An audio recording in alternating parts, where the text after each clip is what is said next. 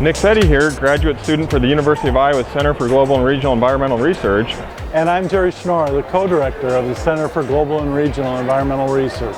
And we're here at the COP21 Climate Conference in Paris, covering the final day of the two-week event. So Jerry, why don't you tell me about kind of your overall impressions of the conference so far? I'm cautiously optimistic that we're going to have a good agreement, a strong, ambitious agreement come out of these talks. I've actually been to 5 previous meetings like this, starting in 1992 with the Rio Earth Summit. And of all those meetings, this is by far the best organized, the most cautiously optimistic, and I think perhaps all the stars have come into alignment that we could have a good agreement here. Definitely, and I know a lot of your focus is some of the environmental engineering and some of the kind of science stuff, but you've actually been kind of trying your hand at some journalism stuff here. So why don't you tell me kind of what you've been doing in regards to that? I'm officially a member of the media for Chemical and Engineering News. That's a weekly magazine of the American Chemical Society.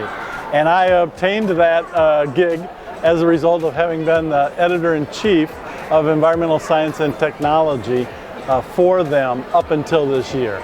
Definitely, and then you were telling me about how you actually ran into a former CGRER member, a former student of yours here who from Chile, and he's a delegate now. Why don't you tell me a little bit more about that? Yes, he's actually the vice minister in charge of the environment for Chile, and he was just 10 or 15 years ago a graduate PhD student in the Center for Global and Regional Environmental Research. His name is Marcela Mena, and he was actually a PhD student of Greg Carmichael's in our center.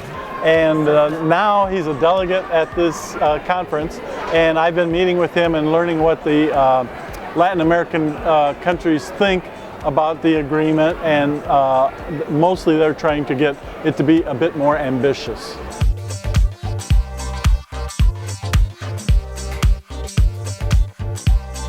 So, you know, Iowa's a big agricultural state, and it seems like ag, soil health, water quality have been some of the issues discussed here. Have you been able to attend any of the events that have focused on anything like that? Mainly I've been going to meetings surrounding biofuels, which is related to agriculture, of course, and influences Iowa a great deal. We're the largest state in the United States in terms of our biofuel production. We have the most plants and the most output. Also, the United States is the largest biofuel producer. There's only a handful in the world: the United States, France, China, and Brazil. And so I was very important with respect to that.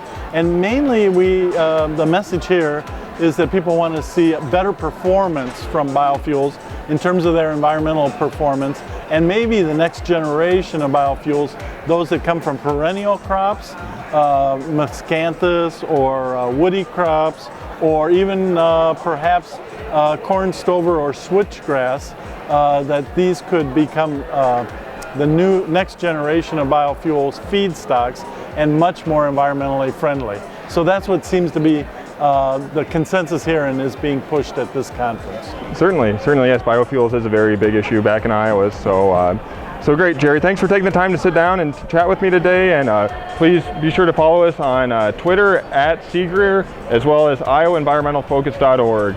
Reporting from Paris, Nick Fetty. Thanks very much, Nick.